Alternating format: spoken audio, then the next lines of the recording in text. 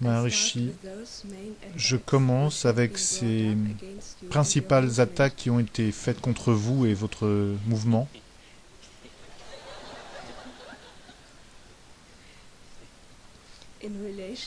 En relation avec votre plan d'établir une académie pour la méditation transcendantale près du lac de Silisberg, en plein milieu de la partie catholique au centre de la Suisse.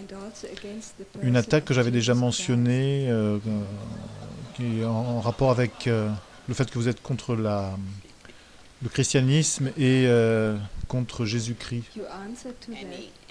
la personne de Jésus-Christ. Chaque fin avec un TY, Infinity, Christianity, est très près de moi, est très proche de moi.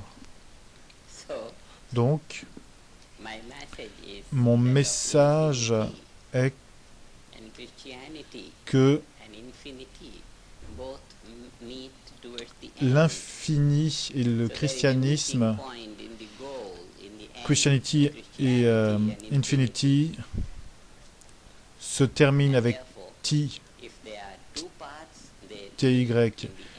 Et à cet endroit, s'il y a deux parties au début, elles terminent, ils se rencontrent à la fin, et donc tout est bien qui finit bien. Tout est bien qui finit bien. Donc il n'y a pas d'opposition au christianisme. J'aime Jésus-Christ et il doit apprécier cette croissance de l'infini dans la vie individuelle, car de l'infinité dans la vie individuelle, car trouver le royaume des cieux qui réside en nous a été le message du Christ. Et donc, la méditation transcendantale amène la conscience à ce niveau où le Christ voulait que chaque chrétien aille. Donc la MT est amie avec le christianisme parce qu'elle amène la conscience des gens dans le champ, dans le domaine que le Christ voulait que chacun savoure. La MT est amie du christianisme, mais ceux qui ne le savent pas encore, ils le sauront demain ou après-demain. La connaissance de la MT et sa pratique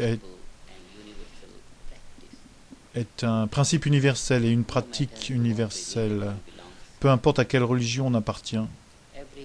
Chaque homme doit être un homme complètement développé. Et si un homme n'est pas complètement développé, si son individualité n'est pas arrivée au niveau de l'universalité, de l'infini, alors cet homme ne peut pas être un homme qui a du succès ou un bon religieux. Et donc notre mouvement désire que les gens de toutes les religions méditent pour devenir un membre gracieux de sa propre religion. Un homme non pleinement développé sera toujours un boulet, une entrave pour n'importe quelle société, pour n'importe quelle religion. Un homme complètement développé de pure conscience vivra sa vie religieuse spontanément et sans effort. Et je pense que le christianisme, comme d'autres religions aussi, veulent que tous les gens jouissent de la grâce de Dieu, du royaume des cieux en eux. Et avec la méditation transcendantale, la conscience pure grandit très rapidement. La conscience pure conscientia pura, croît très automatiquement, et c'est seulement dans la conscience pure qu'un homme peut vivre une vie religieuse, une bonne vie religieuse pleine de succès. Si la conscience pure n'est pas développée, on ne peut pas combiner quelque chose pour faire vivre une vie religieuse. On ne peut pas forcer quelqu'un à vivre une vie religieuse. Elle ne peut être vécue qu'automatiquement et spontanément. C'est pour ça que tous les bons chrétiens commencent à méditer.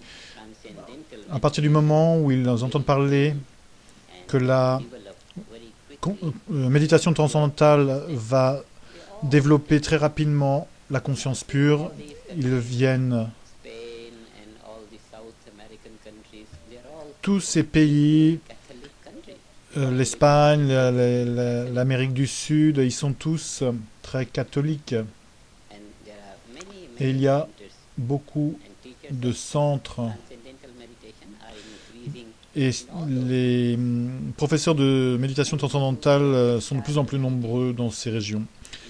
Quand les gens commencent à méditer, immédiatement, ils ressentent qu'ils se développent au sein de leur propre religion. Ils deviennent plus religieux. Et donc, la MT est amie avec toutes les religions.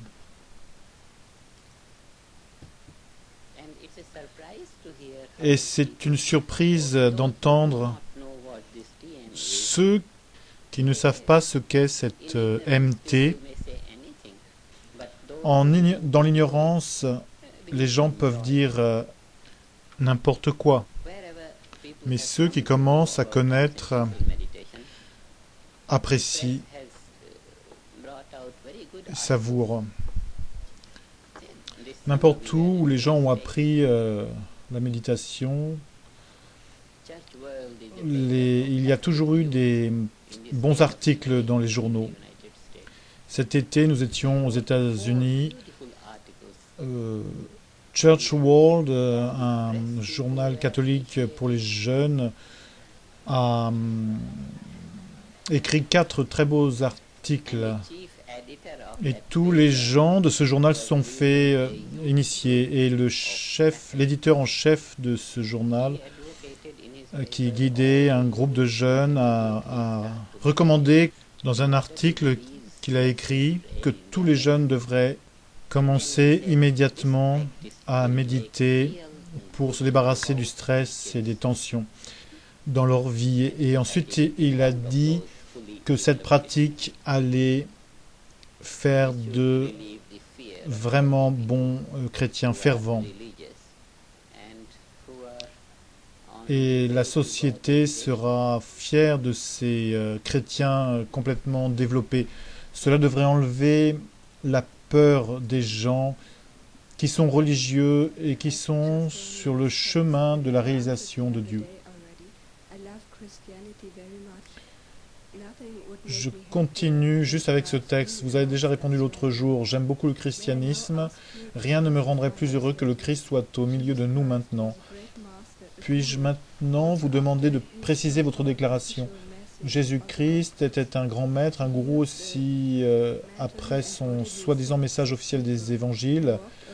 Il soignait les gens mentalement et physiquement malades, il marchait sur l'eau, il demandait à ce que l'intelligence créative des enfants, parce que le royaume des cieux est en eux, soit appréciée et maintenue avec le plus grand soin.